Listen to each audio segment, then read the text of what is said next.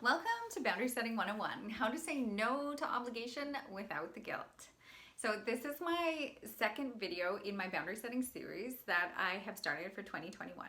So if you want to check out any of the other videos I've done, I'll leave the link for that in the description box below, or you can check that out here. So what is the most difficult part of saying no for you? For most people, it's the guilt. Like, hands down, it's the guilt. People feel like they're a bad person or they're selfish if they're not saying yes to what people want from them, and they're not doing what people want or expect from them. So for other people, it can just be too scary. It brings up a lot of fear for them, fear of getting in trouble, or fear of punishment, fear of rejection, or backlash of some sort. For others, it's just not knowing how to do it in a healthy and constructive way, because let's face it, we're not taught this stuff in school. We're not taught this stuff at home either.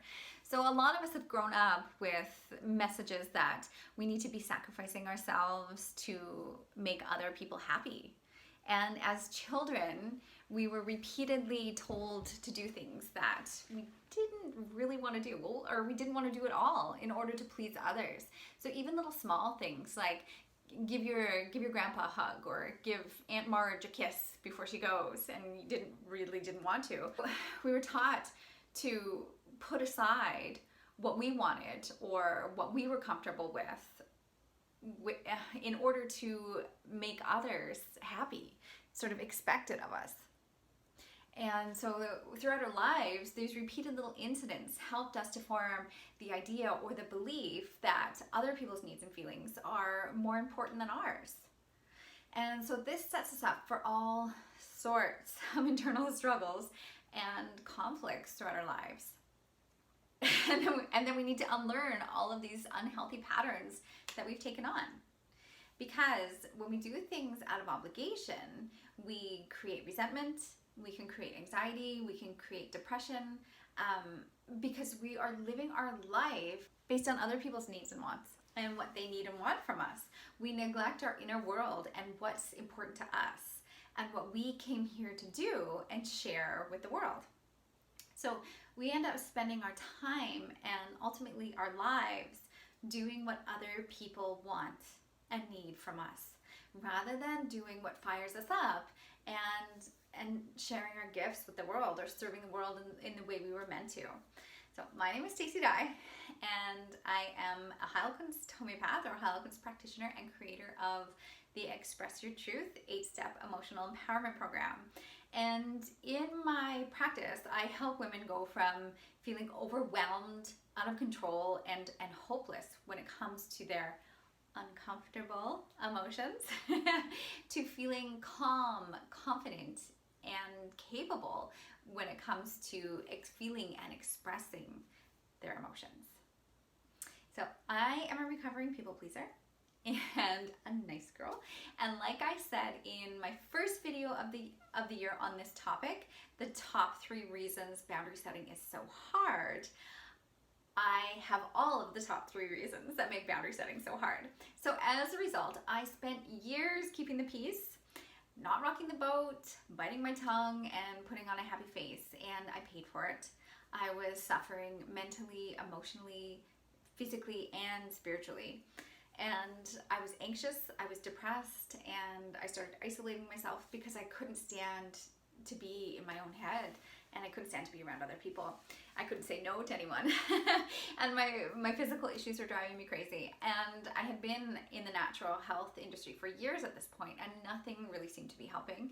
And I felt hopeless.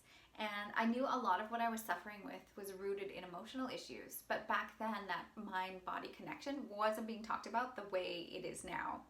And so I did a lot of searching. I searched and I searched until I had basically given up, and I just resigned myself to the fact that either I had to live with this or maybe I had to take medication. And that's when I finally found Heilkunst, and my journey from people pleaser to emotionally empowered began. And I began to resonate with my life, and I began to feel true joy and inspiration and contentment. And I hadn't felt that since I was a kid. And my physical issues finally started to fall away, and now in my practice every day I get to help women do the same thing. And Yeah, so today I want to share with you the 3 steps to saying no to obligation without the guilt. Now, in this video, I'm going to be talking about the first step, which is clarity, and then I'll have 2 more videos where I'll cover the next steps. And at the end of the 3rd video, I will talk briefly about the disease states that we can actually engender by being chronic people pleasers. So, what if we changed how we thought about setting boundaries? We are usually taught that we need to sacrifice ourselves, that we're a bad person or we're selfish if we don't do everything we can to help someone else, even at the expense of ourselves and our emotional and physical health. So when we feel guilty about something, we will end up doing things out of obligation. And that's linked to the carcinosomiasm, which I talked about a few weeks ago. If you want to check that out, you can check that out here. But when we do things out of obligation, that can lead to resentment and grief and a feeling of stagnation and of being at the mercy of other people's whims and what they need and want from us and expect from us. And it's very disempowering not to be able to set boundaries and express what works for you and what doesn't. So, what if we turned this paradigm upside down? It's 2021, it's time for a new way of looking at this. What if we blasted some of those destructive false beliefs around boundary setting, obligation, and guilt out of the water? We just don't need them anymore. Let's look at a different way to think about boundary setting that can help ease the guilt, and we can do it with love. So there are 3 steps to this. So the first step is clarity. The first step is clarity. When you aren't clear, you're at the mercy of what everyone else wants from you. And so you need to get clear about what you feel, what you want and or need, and what is right for you. So many of us have just gotten into the habit of saying yes and going with the flow that we've fallen out of touch with what it is, what's going on for us and what it is that resonates with us and what we want our lives to actually look like. We don't take the time to just sit, be still, and become inspired. We've gotten so caught up in doing that we've lost touch with the importance of stillness and just being. Doing and being are both equally important. It's the yin and the yang. Doing is the masculine energy, being is the feminine energy. So with the doing, we get things done, we can accomplish lots, but when we don't balance it with the stillness and the wisdom of the feminine energy, we can become burnt out. The doing can become empty and somewhat meaningless because we haven't formed a relationship with our inner world. We haven't been listening to the inner yearning. We're out of touch with what our soul wants us to be doing. Usually we're just busy for the sake of being busy. Sometimes we attach our self-worth to how many items we can check off our to-do list. Other times we're busy so that we can avoid feeling uncomfortable feelings. So, these uncomfortable feelings is actually our soul trying to get our attention, trying to get us to slow down and reconnect to what is really important to us. So until you get clear about how you feel, what you want and what you need and what you want your life to look like, you'll just continue saying yes to things and becoming resentful because you won't really have a clear idea of what to say no to. You'll start to avoid people, which is what I did, because you'll become afraid of having to do what they want or need from you. So how do you get clear? Take some time. First, start to slot in some feminine energy time. Take at least 15 minutes a day to yourself, away from distractions. Put your phone away and try quieting your mind. Feel your feelings. Wisdom and inspiration come in these times of stillness. So ask your higher self what you want your life to look like. Start to get clear about how you want to be spending your time. Also, when someone asks you to do something, give yourself permission to take some time to get clear about how you feel about doing what they've asked you to do. So initially, when you've operated your whole life out of obligation or as a people pleaser, then yes is going to be an automatic response for you. So you'll need to take some time to start to get in touch with how you're feeling. So the first step is next time someone asks you to do something for them, replace your automatic yes response with can I get back to you on that response? Because initially you may need to take some time to figure out if granting the request is based on fear, guilt, obligation, or all of the above. Or would you be doing it out of love? And sometimes it can be a fine line between obligation and love. And you'll start to get to know and recognize what obligation feels like for you. For me, it always felt like someone was pulling energy out of my chest. It just felt this heavy, draining feeling. However, it took me some time to recognize that in the moment. So initially, I gave myself permission to take some time to myself to get clear and identify if I really wanted to do what someone was asking me to do. So one key to obligation is if you hear yourself saying, I should do that, should is rooted in obligation. And that's a pretty good rule of thumb that you should say no to shoulds. You should do. Also, when setting boundaries with someone who is treating you badly, I want you to take some time to get clear about how you would like to be treated.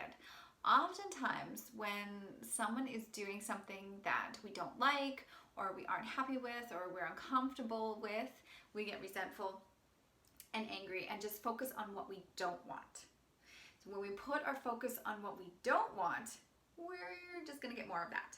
We are creators of our reality, so when we focus our energy intensely on what is upsetting or angering us, we're going to draw in more experiences to feel upset or angry about.